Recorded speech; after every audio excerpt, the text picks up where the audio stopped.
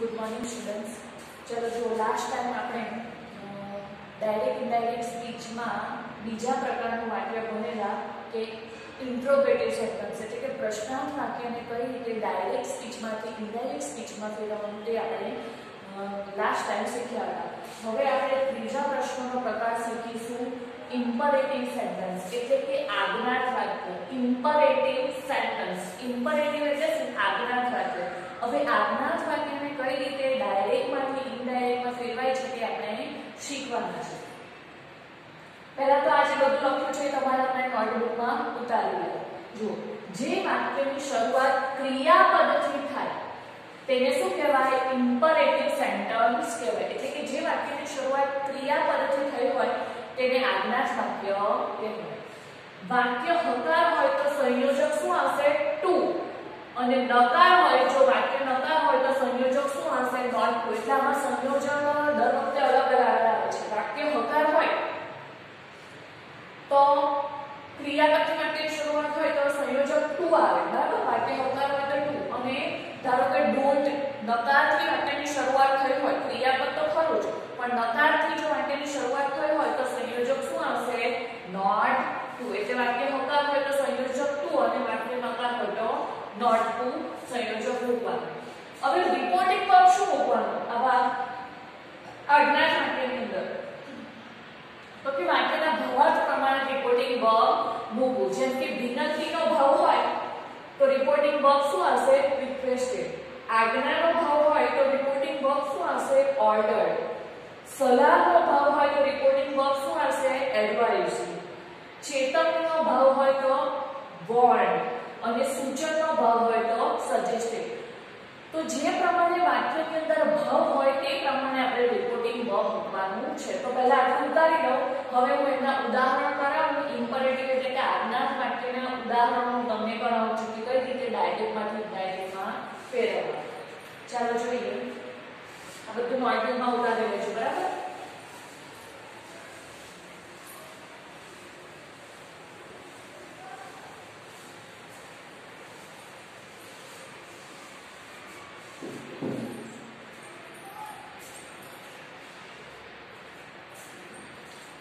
चलो जो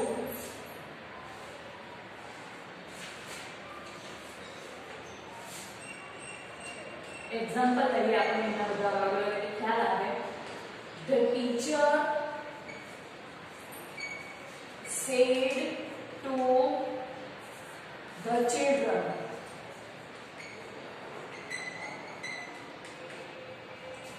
please keep quiet, please keep quiet। હવે પહેલા તો તમારે ડાયરેક્ટમાંથી ઇનડાયરેક્ટમાં ફેરવવું હોય તો વાક્યનો પ્રકાર કયો છે તે તમને ઓળખતા આવડવું જોઈએ। જ્યારે વાક્યની શરૂઆત ક્રિયાપદથી થાય, પ્લીઝ તો મહેરબાની દર્શાવે છે, એને આપણે જોવાનું નથી, પણ કીપ શું છે? ક્રિયાપદ। તો જ્યારે વાક્યની શરૂઆત ક્રિયાપદથી થાય, શિક્ષક બાળકોને કહે છે, એક આપણે ધ્યાનમાં લેવાનું નથી, મેઈન વાક્ય કયું છે? ડબલ ઇન્વર્ટેડ કોમામાં હોય ને તે જ આપણું વાક્ય હોય। તો પ્લીઝ કીપ ક્વાઇટ એટલે કે ક્રિયાપદથી વાક્યની શરૂઆત થઈ છે એટલે અમે ઇમ્પરેટિવ સેન્ટેન્સ એટલે કે આજ્ઞાર્થ વાક્ય કહેવાય। શિક્ષકે બાળકોને કહ્યું કે મહેરબાની કરીને ચૂપ રહો। તો ક્રિયાપદથી વાક્યની શરૂઆત થઈ એટલે અમે ઇમ્પરેટિવ સેન્ટેન્સ કહેવાય। હવે આ ઇમ્પરેટિવ સેન્ટેન્સને કઈ રીતે તમારે ઇનડાયરેક્ટ સ્પીચમાં ફેરવવાનું છે તે શીખવાનું છે। હવે પ્લીઝ એટલે મહેરબાનીનો ભાવ છે, મહેરબાની કરીને વિનંતીનો ભાવ છે, બરાબર? તો વિનંતીનો ભાવ હોય તો આપણે વાક્યના ભાવાર્થ પ્રમાણે આપણે અલગ અલગ રિપોર્ટિંગ વર્બ મૂકવાના છે। મેં તમને લખાવ્યું છે વાક્યની અંદર જો વિનંતીનો ભાવ હોય તો આપણે રિપોર્ટિંગ વર્બ શું મૂકવાનું? રિક્વેસ્ટેડ। તો the teacher requested the children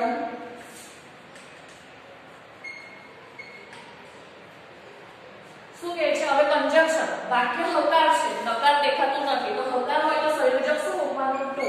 the children requested the teacher requested the children to keep quiet। To સાથે હંમેશા ક્રિયાપદનું પૂર્ણ રૂપ આવે એટલે keep નું 1 y 2 y બરાબર. તો આ રીતે તમારે ડાયરેક્ટ સ્પીચમાંથી ઇનડાયરેક્ટ સ્પીચમાં ફેરવવાનું છે. હવે આપણે બીજું ઉદાહરણ લઈશું.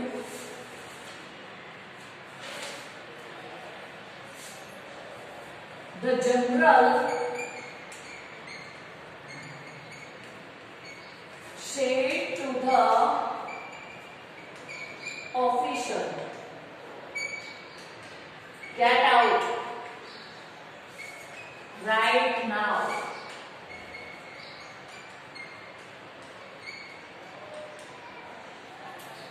चल एक जनरल ऑफिसर છે તેને એક જનરલ છે મેઇન અધિકારી છે તેને એક ઓફિસરને કીધું શું કીધું ગેટ આઉટ રાઈટ નાઉ.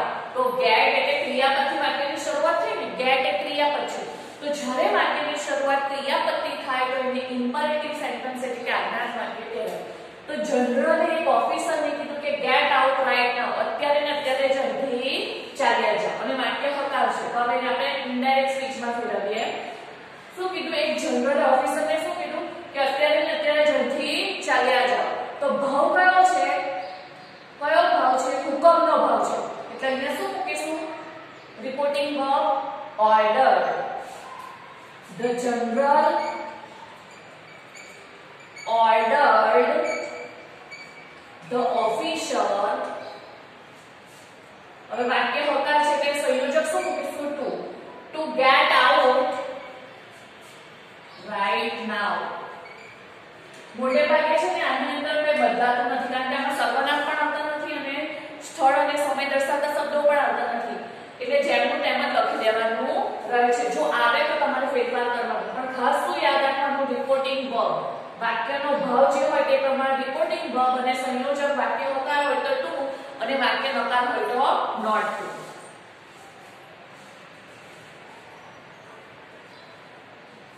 હવે એક આ નકાર વાક્યનું પણ ઉદાહરણ લખીએ આપણે. Don't waste your money.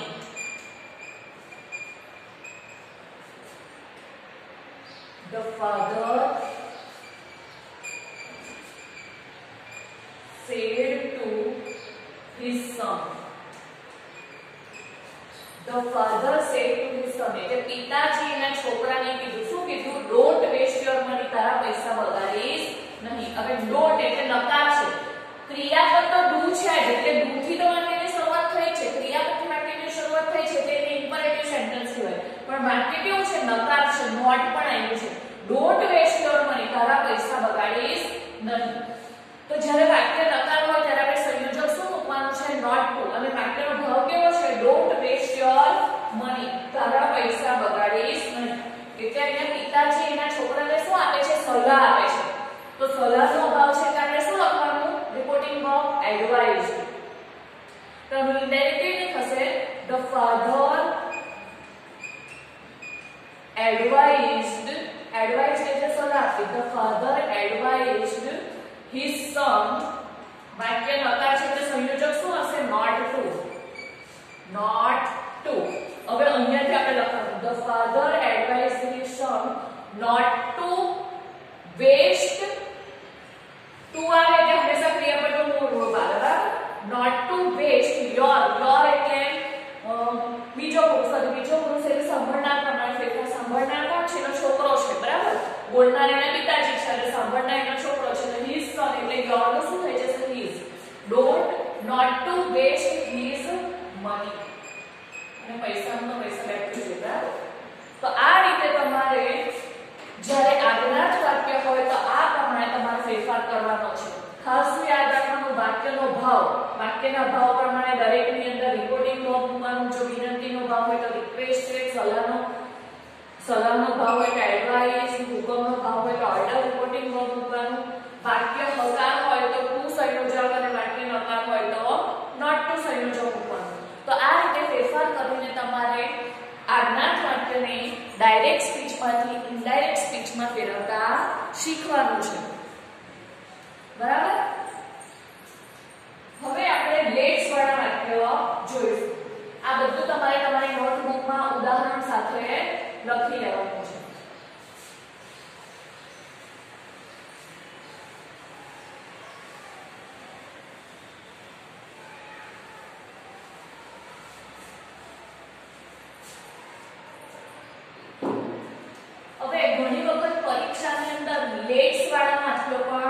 પૂછાય છે લેટ્સ નો અર્થ શું થાય છે ચાલો તો લેટ્સ વાળા વાક્યને પણ આપણે ડાયરેક્ટ સ્પીચમાંથી કઈ રીતે ઇનડાયરેક્ટ સ્પીચમાં ફેરવવાનું તે પણ શીખવાનું છે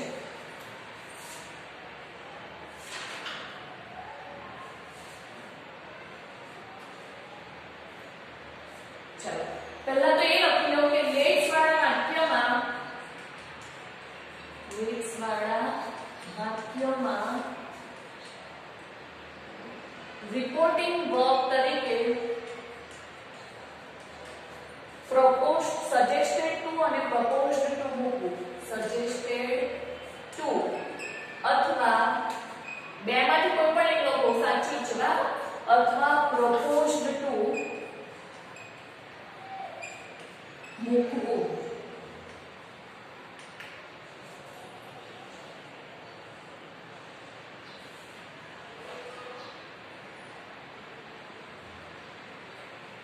કોઈ વખત તમે રિક્વેસ્ટેડ પણ મૂકી શકો બરાબર વિનંતીનો ભાવ હોય તો રિક્વેસ્ટેડ પણ મૂકાય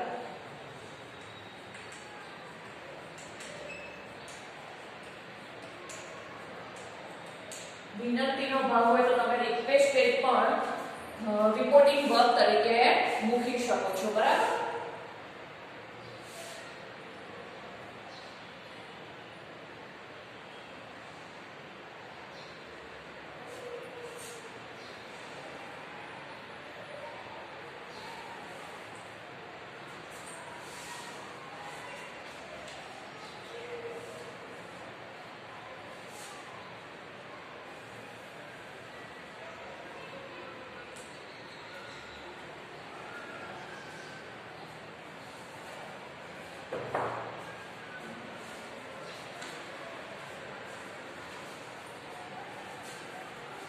ચલો હવે લખો ના આગળ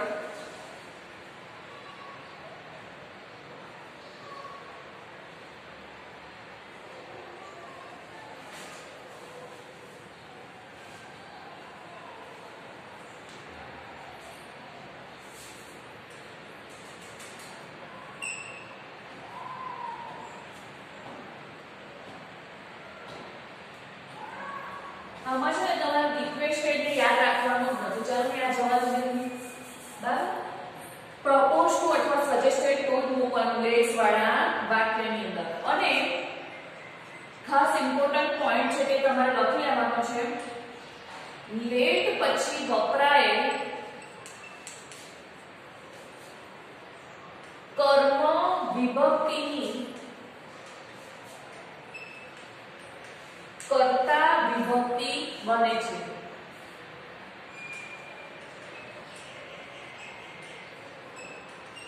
અને તેની સાથે શુડ મુકાય છે અને તેની સાથે શુડ મુકાય છે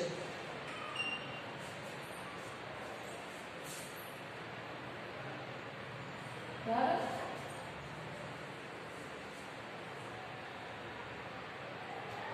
અને સંયોજક તરીકે શું આવે છે સંયોજક તરીકે that આવે છે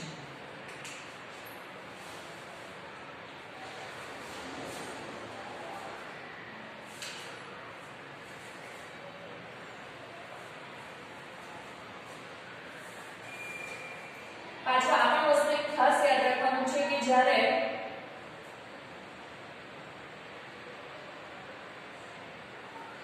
જો બોલનાર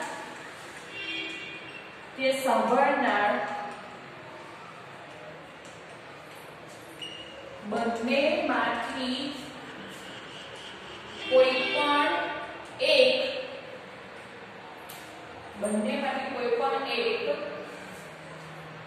પહેલો કે બીજો પુરુષ હોય પહેલો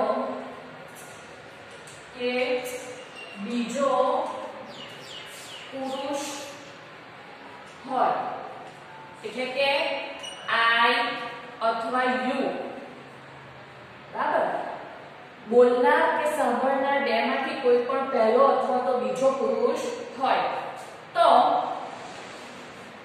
કર્તા સ્થાને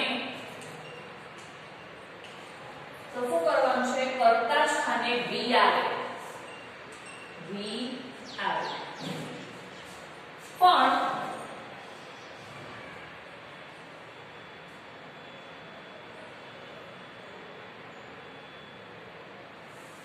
પણ બોલનાર કે સાંભળનાર બંને જો થર્ડ પર્સન હોય પણ બોલનાર કે સાંભળનાર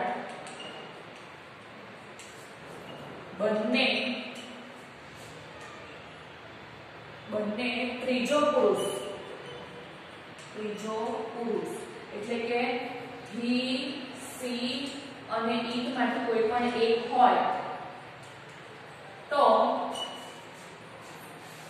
કર્તા સ્થાને ધ્યેય મૂકવું અને એની સાથે શું વપરાય છે શુદ્ધ વપરાય છે જો લેટ પછી વપરાય કર્મ વિભક્તિની કર્તા વિભક્તિ બને છે અને તેની સાથે શુદ્ધ મુકાય છે હવે કર્મનું તમને ઉદાહરણ કરાવીશ એટલે વધારે ખ્યાલ આવશે પહેલા તો તમારા નોટબુકમાં લખી લેવાનું છે કે લેટ વાળા વાક્યમાં રિપોર્ટિંગ વર્બ તરીકે બે જ વસ્તુ મૂકવાની સજેસ્ટેડ ટુ અને પ્રપોઝડ ટુ બરાબર પછી લેટ પછી વપરાય જે કર્મ વિભક્તિ હોય ને જેમ કે લેટ્સ તો us અહીંયા us let us અને છૂટું પડે એટલે શું બને us તો આ જે કર્મ વિભક્તિ હોય ને તેની આપણે ઇનડાયરેક્ટમાં ફેરવતી વખતે કર્તા વિભક્તિ કરવી પડે છે અને તેની સાથે શું મૂકવાનું છે શુડ મુકાય છે પણ કર્મ વિભક્તિની કર્તા વિભક્તિ આપણે કઈ રીતે બદલવાની છે તો તે પણ આપેલું છે જેમ કે બોલનાર અને સાંભળનારમાંથી કોઈ પણ એક પહેલો કાં બીજો પુરુષ હોય બેમાંથી કોઈ પણ એક પહેલો કાં બીજો પુરુષ હોય તો કર્તા સ્થાને આપણે શું લખવાનું છે વી લખવાનું છે એટલે કે અહીંયા કર્મ વિભક્તિની કર્તા વિભક્તિ બનાવીએ ત્યારે વી લખવાનું છે અને જો બોલનાર કે સાંભળનાર બંને જો ત્રીજો પુરુષ હોય તો આપણે કર્તા સ્થાને એટલે કર્તા વિભક્તિ શું લખવાની છે તે લખવાની છે અને તેની સાથે શું મૂકવાનું છે શુડ મૂકવાનું છે અને સંયોજક તરીકે ધ્યેય આવે પહેલા બધું ઉતાર્યું તો તમને ઉદાહરણ કરાવું એટલે વધારે ખ્યાલ આવશે ચાલો જોઈએ વાક્ય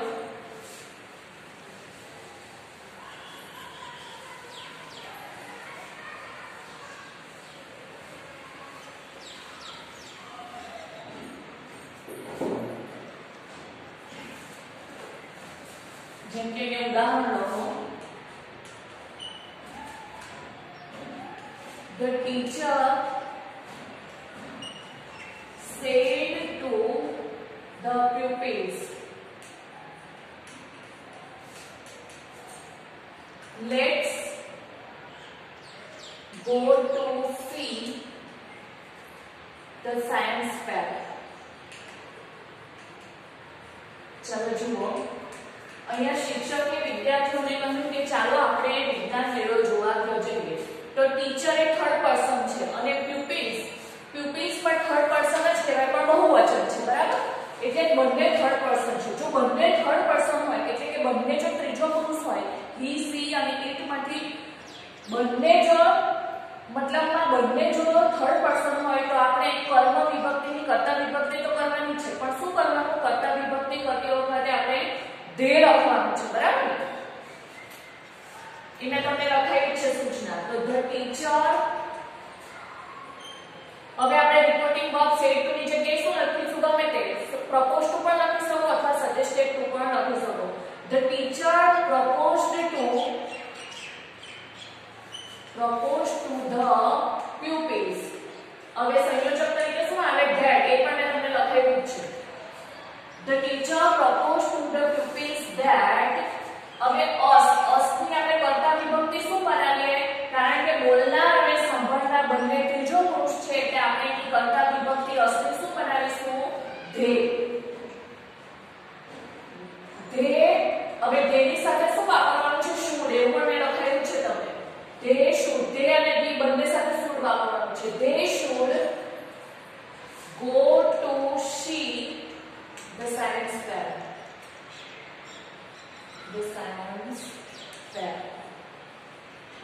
હા ચાલો તેવી જ રીતે આપણે બીજું એક ઉદાહરણ લખીએ my sister told me let's have some મારી રૂમને અમને કીધું કે ચાલ આપણે થોડોક નાસ્તો કરી લઈએ સ્નેક્સ બરાબર તો માય સિસ્ટર રિપોર્ટિંગ વર્બ ગમે તે લખી શકો પ્રપોઝ ટુ અથવા suggested to my sister suggested my sister suggested to me that હવે બોલનાર થર્ડ પર્સન છે અને સાંભળનાર ફર્સ્ટ પર્સન છે તો બે માંથી કોઈ પણ જો પહેલો અથવા બીજો પુરુષ હોય તો આપણે કર્મ વિભક્તિ કર્તા વિભક્તિ શું કરવાનું છે બી કરવાનું છે પણ જો બંને થર્ડ પર્સન હોય તો આપણે કર્તા વિભક્તિ ધે કરવાની અને બે માંથી કોઈ પણ એક જો પહેલો અથવા બીજો પુરુષ હોય તો કર્તા વિભક્તિ શું કરવાની છે બી The sister suggested to me that we should have પછી તો right we should have some snacks બરાબર ચાલો બીજું એક ઉદાહરણ લઈએ The saint said to the man સાધુએ માણસોને કહ્યું હવે આ બંને થર્ડ પર્સન છે let us not fight with one another